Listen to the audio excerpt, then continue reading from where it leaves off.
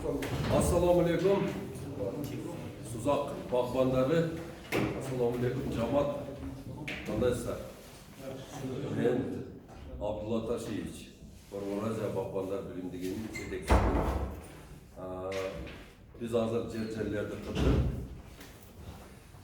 adamlarni bakmanlardan boshqa kelib, o'shalarni bir guruhga qo'shib, o'shal yerda barcha bakmanlar birgelikte iş alıp barsın degen maksatda malumatты жайылтуу үчүн ошонун тезлигин каалап, анан ошол жерде Сузак районунун ички багбандардын маселелерин биргелешип чечкени, силерди бириктиргени келдик. Биздин негизги максатыбыз бул силерди бириктирип, анан экинчисинде сорт тандоо. Жақсы сорттогу алмаларды, жақсы сорттогу өрүктөрдү, жақсы сорттогу шавдалы, килес, ошолорду отургузуп, анан товарняк деп коюп, товар сатуу боюнча ошондо жеңил болот. Мына башка мамлекеттерден биздин ассоциацияга келип иштешкени сунуш кылып жатат, бирок алардын объемун биз көтөрө албай атабыз. Биз эң эле көп жыйнаганда мына былтыры 500 тонна араң жыйнадык да. Алардын запросу 5000 тонна болуп атат да. Бир эле сураганда, бир сорт алмада. Мисалы үчүн былтыры ошо Семиренкеден 500 тонна араң холодильникте жандырып атып зорго алдык да. Алдыда болсо, мына холодильникке салган адам өзünün кардары болот экен, ошонун ашканын гана берет экен да. Ошентип зорго жыйнап бердик. Азыр болсо силерге сунуш кыла турган алмаларыбыз бул Red Chief деген кызыл алма. Кийин группага таштап коемун. Одон кийинки сары алма Golden Delicious. Анан үчүнчү алма болсо бул Granny Smith. Бабушка Смит деп коет, көк-көк болот. Бул жерге урсаң да жарылбайт да. Өтө каттуу алма болот. Берки Red Chief болсо өтө кызыл болот. Кызыл мындай кочкул алма болот. Базар бак. Granny Smith'тин бунун эмеси жакшы, мындай чечтүү. Ошон үчүн орустар көп болот. Россияга Granny Smith дагы, Golden Delicious дагы, Red Chief дагы жакшы кетет да. Анан өрүктөрдүн сортторун тандап атабыз азыр. Фабалия деген өрүк абрикостун өзү Фабалия деп коет. Жакшы кургайт экен. Ошол өрүккө токтолдук. Эме болсо сливадан болсо Стенли деген венгерка, илгерки венгерка, мына аксыда отургузган слива бар го. Ошодон анан кийин дагы бир сорту бар. Азыр атты эсимен чыгып атат. Ошол экөөнү тандадык, бири-бирине апылитил болот. И шапталдар үчтү. Ошол эмелерди тандап атабыз. Ошону силерге сунуштап, ошолор менен иштегиле деп. Ошолор менен иштесеңиздер, мына кошуп сатканыбызда баягыларга мына обработка кылганда бирдей түшөт, кагы дагы окшош болот, вареньясы дагы окшош болот. Эгерде сок кыла турган болсок, дамы дагы окшош болот. Переработкага дагы лайыктуу, анан кийин свежий сатканда лайыктуу ошондой сортторду сунуштап жатабыз да. Анан эгерде Кудай кааласа ушул бир аз күндөрдө мына көчөт сатыш башталат. Ошол көчөт сатканда дагы көчөттү адашпай алыңыздар. Эң биринчи көчөттүн эмнесине карайсыздар? Эң биринчи көчөттүн ушул сертификатына көңүл бөлөсүздөр. Бул көчөт сатып аткан адамдар 3 жыл ошол көчөткө сопровождение кылат. 3 жыл. Анан ал көчөттүн сөзсүз түрдө мына Кыргызстанда эгилген сорт испытательный өзүнүн участогу болуш керек. Анан көчөт сөзсүз түрдө холодильниктен сатылыш керек да. 5 сааттан кийин ол көчөт жерге берилбесе, ол жарабай калат да. Өзүңөр билесиздер, бизден жакшы билесиздер. Ошон үчүн туугандар, мына азыркы кылып аткан кийинки кадамдарыбызды бардыгын группада макулдашып, бир аксакал шайлайсыңар, ошол жерде бир 5-6 админ болот, ошол группаларда тынбай бирге иш алып барасыңар. Сорт тандоодо дагы адашпайсыңар. Мына биз мисалы үчүн мына Сузакта эмне жакшы болот? Алма болобу, өрүкпү, Бардык түрү жакшы эле болот. Бардык түрү жакшы болот. Алма пөк болуп калбайбы? Ысык, өтө ысык болот. Оор эле болот. Симеренкелер болот. Симиренке жакшы болобу? Анда Гренни Смит отургузушуңар керек экен да.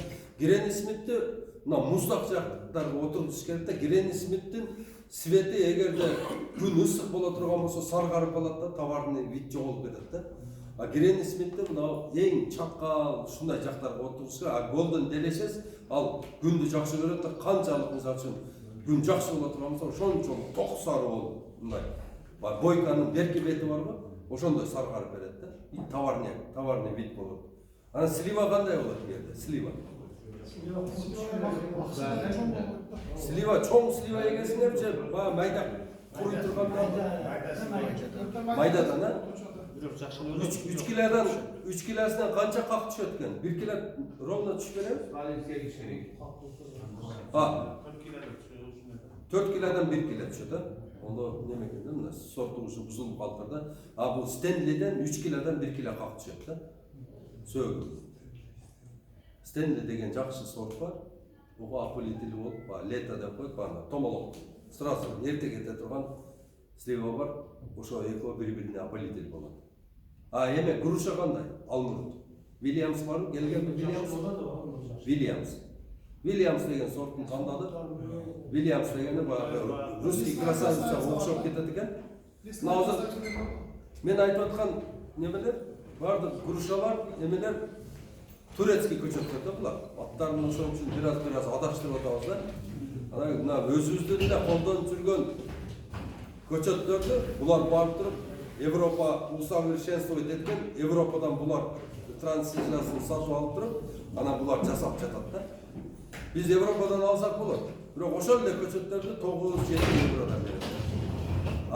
Эмеден ала турган болсок, Турциядан ала турган болсок, $2, $2,5, $1,5 алмалар $1 экен. Эми ошол эле учурда азыр биз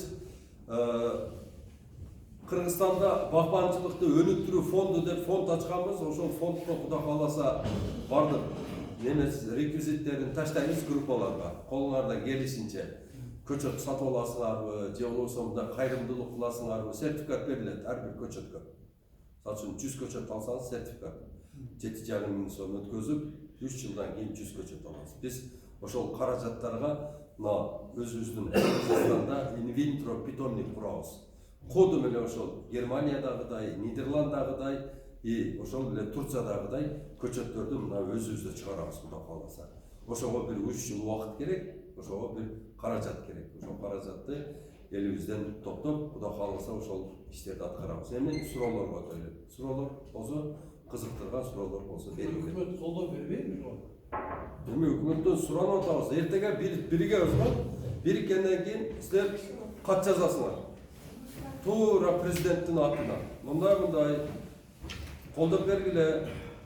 Мына базар коргон, же болбосо сузак, же болбосо чаткал, же болбосо лейлек багбандардын атынан 255 адам батат бир группага. 255 адам кат жазасыңар. Кол коюп, ушундай кылып питомду курайлы. Бирок элден колдон келишинче аракет кылабыз, калганын мамлекет берет Кудай кааласа. Мындай жакшы ишке бербей кандай ишке берет анан, туурабы? Эгерде ошол көчөттөрдү чыгара турган питомник бизде 2,5 жылда бүтүп кала турган болсо, бүтүп. Bir жылда 3 миллиондон 30 миллионго чейин көчөт чыгарып тура алабыз өзүбүздө. Анан эгерде жылына биз 30 миллиондон көчөт отургуза турган болсок, биз 3 эле жылда биз бардык жерлерибизди бак кылып алабыз да. Анан ошондо бизге бир маселе туулат да. Же бак дейбизби, же мал дейбизби деп. Анан ошондо менин баягы дайыма айтып жүргөн ошол 7 сорт чөбүм бар да. Эң биринчиси румикс, шпинат учеуша деп коет. Экинчиси амарант, үчүнчүсү сорго, суданка, люпин, анан топинамбур, рыжик деген 7 чөп бар. Ушу чөптөрдү алып келип туруп, мына өзүбүздүн мына түзөңкү жерлерди биз бак менен занимать этпешибиз керек да. Бакты биз өдөгө кылышыбыз керек. Мындай адырларыбызга ошол жерге суу чыгарып, бак ошол жерде оорубайт да. Жакшы болот бак. Ал жерде дагы өтө семиз мындай. Мына бизди 1-2 жыл дары дармек мындайдан эконом кылат да. Эми ошол чөптөрдү алып келип туруп биз малдарды фермага киргизе турган болсок, кайсы каражатка киргизебиз дейбиз да.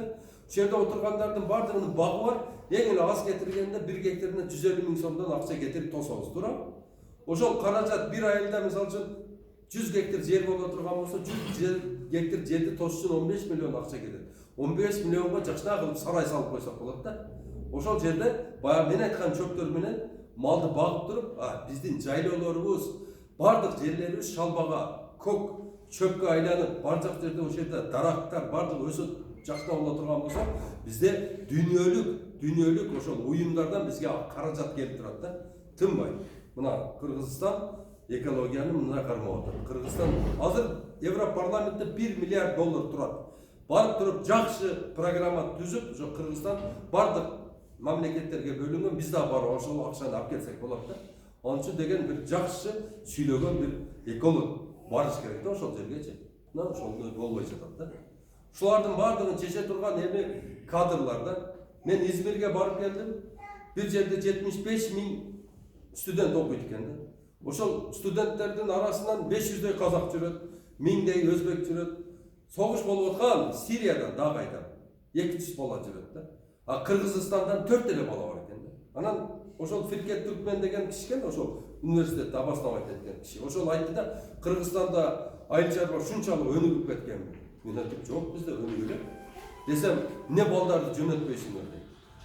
50% арзан кылып берейин, окуткула балдарды деп атат да. 5 жыл окуйт дейт, 5 жыл окуганда 10 000 доллар каражат кетет дейт. Зато ону дейт, барып туруп дейт, 1 жылда таап алат бала. Ошон үчүн көчөтчүлүк, эме фидаанчылык деп коет экен, ошол жаатында окуй турган балдарды жөнөтүшүбүз керек. Эгерде Кудай кааласа ошол жерде группа түзүлүп кала турган болсо, жакшы бир мындай 2 баланы тандайлы дагы ошого 1000 сомдон которуп берейли. 255 адам 1 жылда 2 бала окуп келсе, ошол бала биздин кызматыбызды кылат. Кандай дейсиздер? Болобу ошондой болсо? Bir күндө 3 сомдон айланат экен. Зато кутту мына ушу мен отурган жерде отуруп туруп силерге сабак өтүп берет да. Мындай кылайлы акелер, мындай кылайлы акелер, мындай кылайлы, мындай кылса мындай болот. Бар жок обработкасын өзү жасайт, өзү көчөттү кылат. Бар жок өзү ошондой кадрды бизге окутуп берем деп атат 50% менен. Ошого мен 45 райондон 2ден 90 балага сүйлөшүп келдим да, 100 балага сүйлөшүп келдик, ошону жөнөтүшүбүз керек. Атак 25 000 доллар экен, окууну бүткүчө.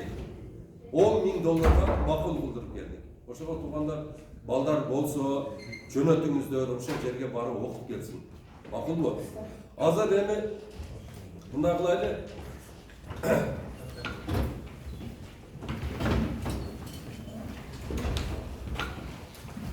Азыр туугандар, мына агроном акебиз өзүңөрдүн азыр багыңарда кандай бир түшүнбөчүлүк боло турган болсо, ошо Кубанчыке жооп берет. Кубанчыкеге сөз берет. Эми балдар мынакей бизге Болор Азиядын багбандар боюнча биримдигинин башчысы келип мынакей жакшы сөздөр айтып атат. Эми келечекте биз дагы башка мамлекеттерде болуп өсүш үчүн бүт экспортко жакшы товарларыбызды чыгарышыбыз керек экенин баардыгыбызга маалым болуп. Биз мынакей азыр сөзгө бардык айыл чарба өсүмдүктөр боюнча дагы ушу суу талаптарына биз жакшы жооп бере албай атабыз. Пакта десек пактабыз аз болуп атат. Жашылча десе жашылчабыз аз болуп атат. Алма десе алмабыз аз болуп, сырткы базарга чыгыш өтө оор болуп атат. Анан ошону менен бирге биздин райондо, биздин аймакта чындыгында биздин башка мамлекеттерге караганда сорттуулугу начар, товары начар эмелер, алмалар, башка өсүмдүктөр. Башка мамлекеттердин сорттуулугун алып көрө турган болсок, бирдей размерде болот. Биздин өрөөндөрдөн мынакей өзүбүздүн баягы эски мөмөлөрдү эккендигине байланыштуу мөмөлөрдүн сапаты дагы анан кийин баягы бирдей чоңдукта болбогондугунун айынан бизде чындыгында ушу начар. Эми мен ойлоймун мынакей бүгүн семинарда ушуларга дагы чоң рахмат айтып турам өзүнчө. Эми булардан көп нерсе үйрөнсөк болот. Булар атайын окуп, такшалып келип ушу бизге келип жакшы сөздөрүн айтып атат. Ушулардан дагы көп нерсени эме кылсак болот. Ушул менин айтарым. Ана тугандар суроолор барбы? Беребиз. Берсекте өзүбүзгө тиешелүү суроо болсо, ол сөз алып сүйлөй беребиз. Адырга кичине факты мына. Акамдас өзүм булайын да, доктор эме кылдым эле. Бул 100-түк көрдүм да. Бизде автопрактта жер, адыр жер. Анан жарым кургаттым. Су коёгонда тамчылатма кылганмын да. Роса езилет, бир күндан кийин тызын дейт барат. Жерчи. Ушуга башым жетпей, көң салсам курт түшүп кетет дейм. Ар ким ар нерсе кылганда баш жетпей, жарым кургат. Анан ошого Ондай ак турпак жерлерге тугандар көчөт отургузуп атканда ал жерде кичине мындай жер семиткичке окшогон компосттор коет да, бирок чиринди. Ошодон кошуш керек. Анан кийин мүмкүн болсо, чернозем бар го. Ошодон алып келип кошуп туруп, анан кийин суу бат кетип калат да ал жердечи. Мына балдардын да памперси бар го. Эски памперстен да эки жагынан да каптап туруп, ошону кошо көмүп койсоңуз, суу бергенде ол сиңип калат да, кийин ошодон эмип 5 күндө сугара турганда 15 күндө сугара бересиз. Зыян тийбейт, гидрогел деп коет бул.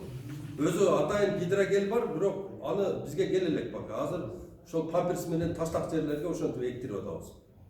Көп сууну өзүнө эмип алат дагы, анан акырын бере берет. жерде күч жок да, ак турат да. Жерде күч жок, мага биогумус, гумусу жок. Көңдү мына айтып коеюн да туугандар. 2 килограмм гумус 50 килограмм көңдү күчү берет да. 2 килограмм гумус. Ана бай 50 килограмм көңдү салган жерде 100 миңден ашык урук барат экен да. Ана кайра эле ошол 2 килограмм гумустун күчүн баягы чөптөр алып алат да. Анан сизге баягы механический труд кылып берет. Жөнүндө onu чапкылап кыйнала бересиз да, onu менен неме болбойт. Ошол көңдү эгерде бир 2 жыл чиритип, чириткенде дагы өзүнүн эмеси менен, жолу менен баягыны не кылыш керек? Көңдү ямага салыш керек, ага деген жалбырак бар жото кошуш керек, анын үстүнө суудан себиш керек. Анан кийин жөнөкөй эле баягы өзүбүздүн ачыткы бар го. Мына дрожь деп коет. Ошону алып туруп челекке чайып 2 пачка. Ошону бир зыгылга менен сээп таштап, дагы бир сугарып койсо, 3 айда, 4 айда чирий турганды 2 айда чиритип берет да. Анан баягы жерде полный биоорганизмдер пайда болот. Мына ошону берсеңиз болот. Уруктар өлүп калат. Эми батымкидей баягы күйөт да. Кайда? Коркулдап, күйүп, бардык керек эмес эмелердин баардыгын чыгарып таштайт. Ошон үчүн туугандар, көңдү талага чачпаңыздар. Талага чачпай, аны чирипкиле. Же болбосо Сөлжан алып баккыла. Сөлжан мына Кара Дарыяда bir балага 500 кило саткан. 500 миң сом алып кеткен. Аты Кубаныч деген бакыт, ошодон алгыла. Бу жерде көп. Мына Сөлжан баккандар, эмнеде эң биринчи Сөлжанчы баягы Рустам Банк жерден чыккан да. Жерден чыгып анан Өзбекстан койтуп, анан кийин ошол жерде деятельностин расширять этип, ошол Сөлжан менен ошол киши банк ачкан да. Bir Söljan bir жылда 1,5 миң штука көбөйөт десе мен ишенбейт элем да. Мен өзүм алып келип багып, өзүм там бердим да. Бул ушунчалык тез көбөйөт экен. Анан 1 килограмм Söljan bir күндө 1 килограмм көңдү жеп 600 грамм биогумус чыгарып турат да. Эгерде 10 килограмм болсо 6 кило. Эгерде 100 кило Söljanыңыз болсо 60 кило биогумус күнүгө чыгып турат. А 100 кило Söljanды мына столдун бетинде жерде бакса болот. Күнүгө 60 килограммдан биогумус алыш үчүн мына ушунча жер болот. Ушул эле жер болот. Биз Söljan багат десе эле сарай салыш керек, сууап кириш керек, анан мындай кылыш керек, андай жок. Бир портер көңдү алып келесиң, бир бурчка төгөсүң, суудан суулайсың, Söljanды салып коесуң, бир дуа кылып коесуң, болду, иштей берет. Onu bizgiler бардык нерсени өтө усложнять этип жаман неме кылабыз да. Оюбузда кетип атып эле болбойт деп кетип кала беребиз да. Ондой эмес, болот. Ошон үчүн туугандар мүмкүн болушунча ушул гумусированияга өтүңүздөр. мына әкем мага жалган айтып айтты, азыр лабораториялар шунчалык өрчүп барайдан, барып туруп, баягы сиз канчанчы күнү дәрі сепкениңизди дагы ошо мөмөдөн билип берет. Лабораториядан чыгып калат.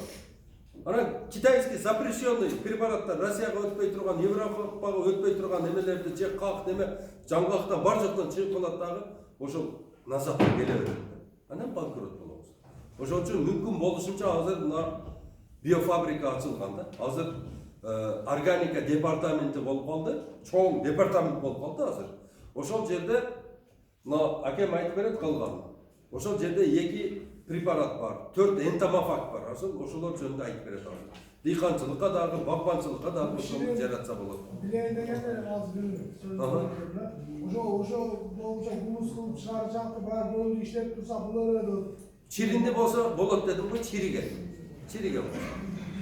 O çirigen bu. 4 yıllık koçakta kaçak kilogram bulmuşsunuz. Kilo yaşına 2 kilodan salas. O. 8 kilogram. Yaşına 2 kilodan. Aman bayağı ayıktan koçaklarımız karnı buluyor. Polu karşı. Karlıkta biz karayla dikemizler. Karlıkta öte haracak koyup getirdik. Ошон үчүн бизгилер жалаң поликардик алып келип атат. Кардик дагы бар, бирок поликардик основной. Поликардиги, жаңгактын поликардиги, сливаныкы, өрүктүкү бардыгыныкы поликардик. Gilaskeci? Gilastiky да, поликардик. Mümkün mü? Nemrende. Bak kılım kılım otarlık o gömdü. Kudu silek kadar. Fakat söylemiyor.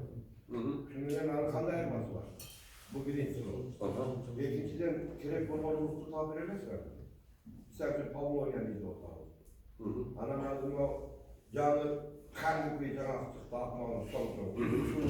Vurulur olacak, kötü. Onlardan ne tabi? Koldan gelir. Pavlo oynayan tabir edersen. Pavlonia'da tab beremez, bирок мен Турцияга бардым. Турциядан ушундай жалаң академик эмелер, айыл чарбан адамдар отурду. Мен түз суроо бердим да. Men geldim dedim, жалаң арча экен dedim силерде. Башка дарак отургузбайт десиңер dedim. Эмне үчүн Павлонияны отургузбайсыздар десем, Павлонияны биз дейт 15 жыл мурун бизге келген дейт. Бум болуп дейт, баардыгы эки алган. Павлония жердин күчүн алып коет экен дейт. Жердин күчүн. Анан Павлонияны бизгилер эге өздөп атат демесем, экиле дейт. Көчкү түшкөн жерлерге дейт. Токту колотторго дейт. Канча болсо эге бергиле дейт. А бирок онун ордуна башка нерсе боло турган болсо дейт. Экпегиле дейт да. Жердин күчүн ушундай алат экен. Бат өскөндүгү үчүн энергияны өтө көп талап кылат экен. Анан мисалы үчүн биринчисинде мисалы үчүн бир 7 жылга жетишип алгандан кийин 40 каныңыздан кийин кайра реорганизация боло албай калат экен да, азык жетпей. Ошондой дедим ага. Анан баягы жаңгак боюнча болсо, мына немеде Ошто бир фирма бар. Азия Инвест Азия Агро деген. Агро Инвест Азия деген. Adres bilirsin. Адресин билем. Группага таштайм ошону бардыгынчы. Bende grupa yok da. Азыр тургандар менин номеримди жазып алгыла 0550. Ошого мени группага кошуп кой десеңиздер, мен силерди группага кошуп коем. 0550 анан адресиңерди кошо айткыла. Мен мынадамын деп. Мынадамын, мына. Мисалы үчүн Сузак группасына кошуп коюңчу дегиле. Майлы? Неме кылып отурбайын да, кайсы группага экен. Кайрасы бар. 0550 20 0007. Абдулла Ташиевич деп жазып алган. Ошол жерде силер издеген бардык көчөттөр бар. Силер издеген бардык көчөттөр Европадан алып келип атышат. Ошол балдар и Турциядан ташып атышат. Европаныкы булар Сербия эмес, булар Европанын Италиясынан кокон келес ташып атышат. Өздөрүнүн эги biraz кымбаттап, бирок Sizin onurunuz menen. Nene? Süylese bolu değil. Бул номер менен сүйлөшсө болот. Мына мен 1-мартта же 2-мартта Бактабадтан бошогондон кийин анан сүйлөшөбүз. 1-Mart, 2-Mart. 1-февраль ичи полностью бардык райондорду кыдырып жүрөм. Только WhatsApp менен сүйлөшөбүз. WhatsApp'tan жазасыңар, WhatsApp'tan мен инелерим бар, ошол жооп берип турат. Кандай эмесин. Суроолор. WhatsApp номер Ооба, WhatsApp номерим ушул. Балдардың WhatsApp-ына қоштырып қойсаңыздар, қосып қояйын. Беріңіз әке. Егін технологиясын түсіндіріп емес, қант бекіш керек, қант қазыш керек, күтетін алады burada. Ошол технологиялар болмады, жарым құрбақ болды. Технологиясын сіздер бардыңыздар білесіңдер, жерді қазақ, қамырды көмек, анан ошол технологияда. Бирок эгерде таштак жер боло турган болсо, Адыр жер, Ақтұрпақ. Ақтұрпақ жер болсо, айтудан бу азыгы жетпей калды да экен. Азыгы. Сиздикин оңдоп кете турганы бир гана ушул азыгы да. Азыр сиз мүмкүн болушунча чириген көң табып, бир королордо жатат бир 10 жылдар жаткан көң. Ошодон алып кетип коркпой эле, мына тамырдан бир 50 сантиметр берак кылып туруп, ошол жерди казып туруп, ошол жерге көмүп туруп, до конца көмбөйсүз. Үстүнө кичине эле тупурак таштап коесуз. Ар сугарганда баягы кирет дагы, баягы нават болуп эрип тамырга бере берет. Қанша 2 челек берсең болады? Болбоду дегенде 2 челек да. Болбоду дегенде. 2 жылдық да бұл челек. 2 жылдык, 3 жылдыгы боло берет. Бар. Анан сиздин курап калган көчөттөрүңүз эгерде мисалы үчүн технологияны бузганыңызда бардыгы курап калыш керек эле да. Сиз технологияны бузган эмессиз, сизге азык жетпей калган да. Endi ko'rdiga men o'zim ulamamda. O'zim birinchi yili gilatsiya bo'lib, keyin to'qon bilan buladim. Yo'q. Son to'xtab, bardi. Biza son to'xtab, bir cho'maylar bo'lsa, shu yer cho'maydi. Men ko'p shu jarni qulab oldim. Nega hali kun rasmsiz qoldi. Yo'q. Mana kundan ko'ra qalaverdim men nejashdim. Yana ikkinchisi bo'lganda, Azık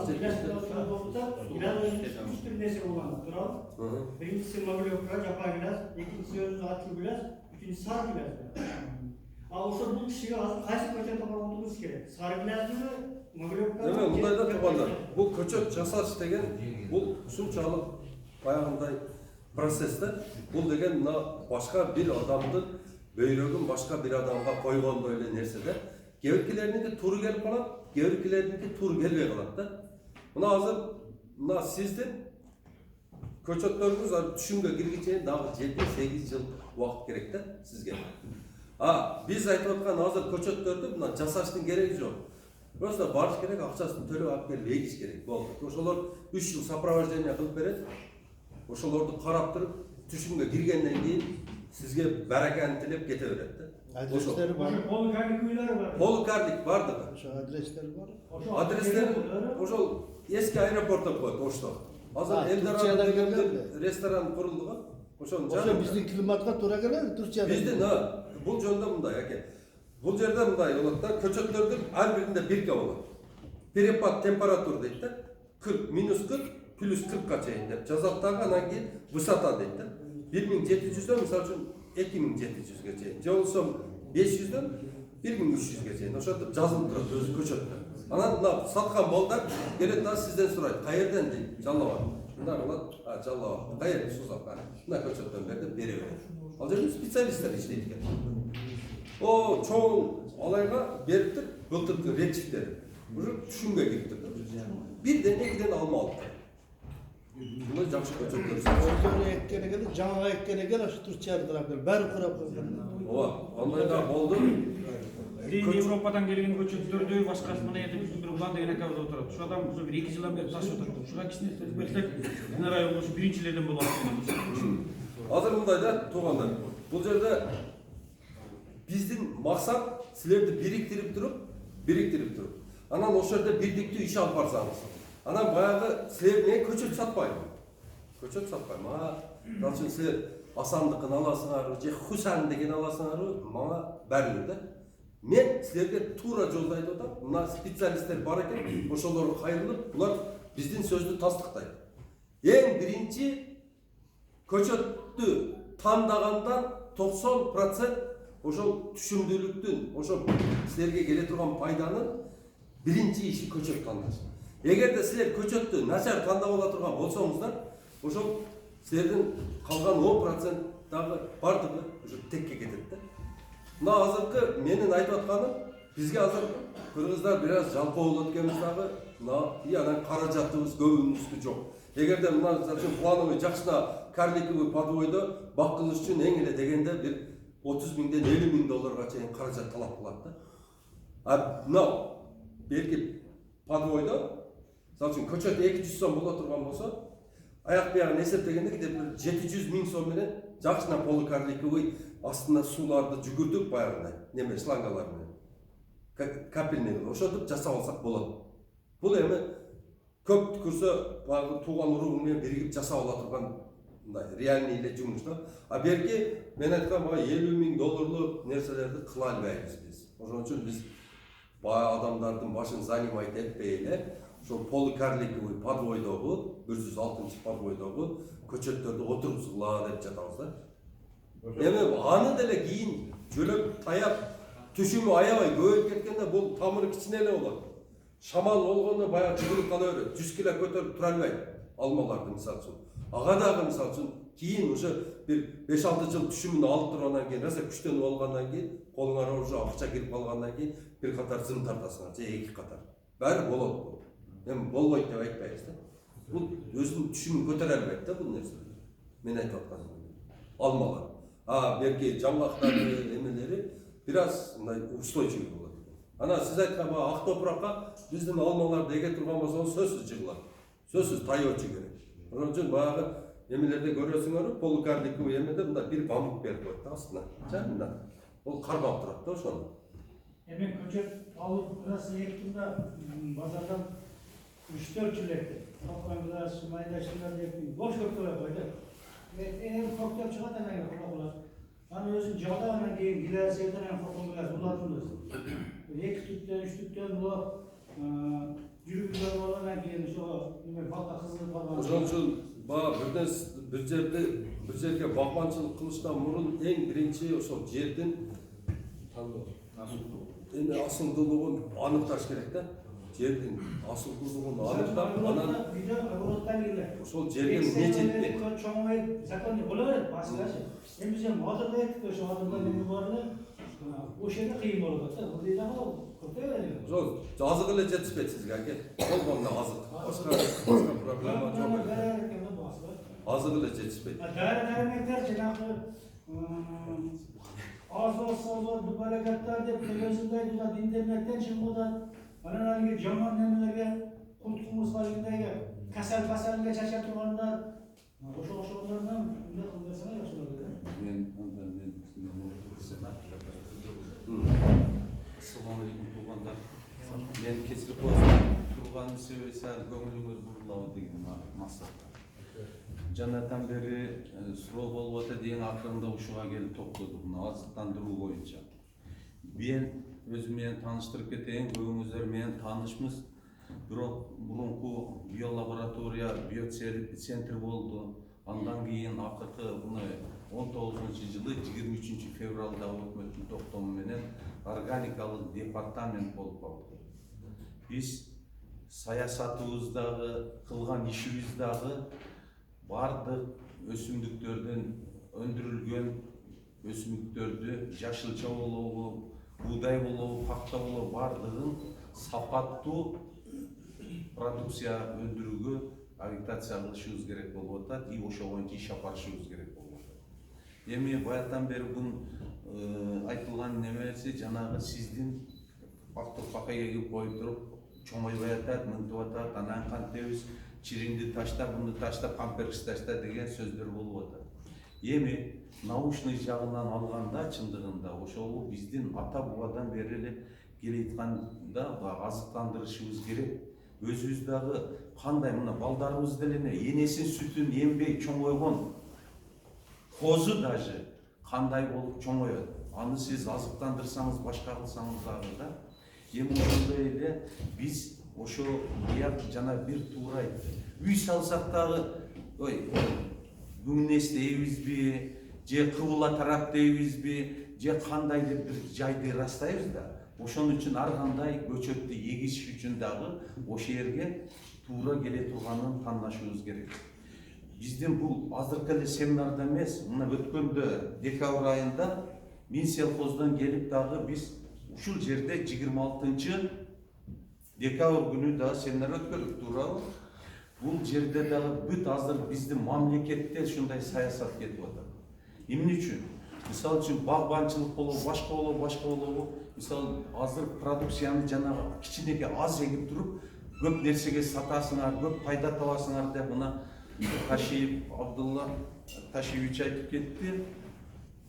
Буну кылыш үчүн кандай? Мисалы үчүн биз сыртка чыга албайбыз. Мына жанагы эгип аткан алмабыз менен башка же болсо фарш болот, же башка болот, же курту түшүп кетет, плодожорка жана неметип коет сиздерди. Ошон үчүн азыр айтып атышат. Аз эгип мына малды даже породаларын жакшыртайлы, качество болсун, баягы сандан сапатка өтөйлү дегенге келдик. Мисалы үчүн бакты биз мындай эле деп эгип алганыбыз менен яка чыгат экен, ага жете албай күйүп алгандан кийин аны эч нерсе 3 күнгө чейин сакташса карайып чирип кетет экен. Ошон үчүн азыркы күндө бак боюнча буяктар айтып аткандай керектүү, сапаттуу биздин район эткен туура келген көчөттөрдү тандоо боюнча буяктар неме кылып атат.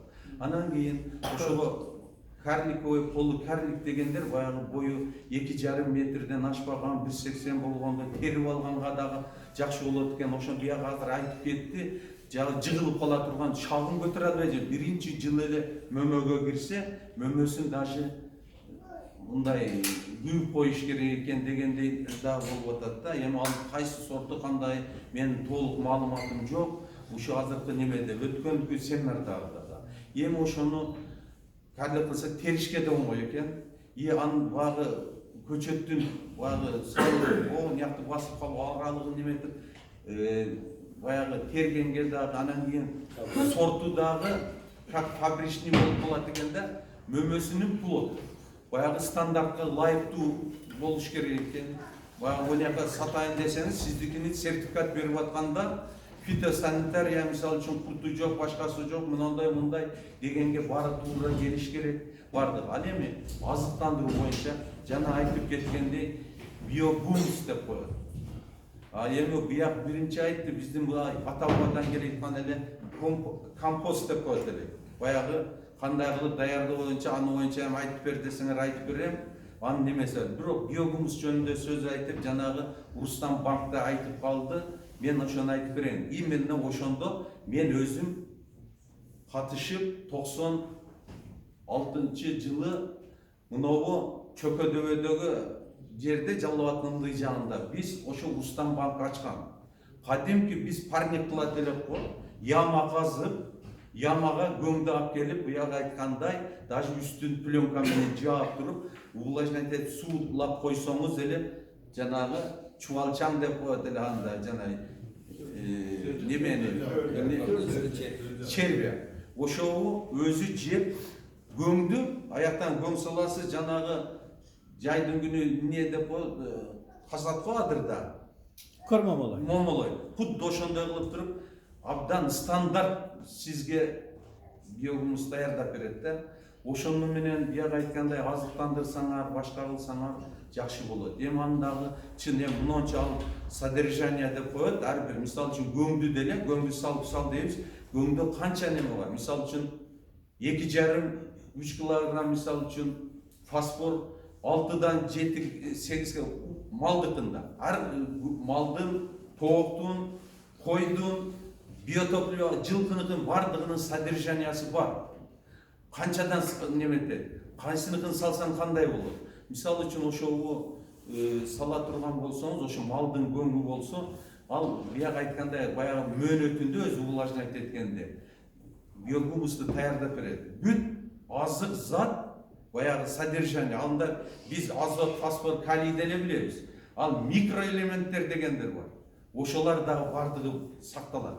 Салсаңыз анын пайдасы көңдөсү эле салып койсуңуз. Бияк жана айтып кетти, көңдү апарып салып койсоңуз, эртеси күнү көңүз бетинен сиңип сууга кетпей туруп эле чөп чыгып туруп ото чөптөн арыла албай каласыз. Бияк айтты аны. Ошон үчүн биогумусту салсаңыз, от дагы чыкпайт, азыгы дагы баягы мисалы даяр неме удобрение менен азыктандырат. Биогумусту даярдашы ошондой. Яма кылып туруп эле кадимки көңдү алып келип төгүп, увлажнять этип туруп, жана үстүн суу чачып туруп, пленка менен жаап коюп койсо, өзү канча кылганын жана буяга айтып кетти.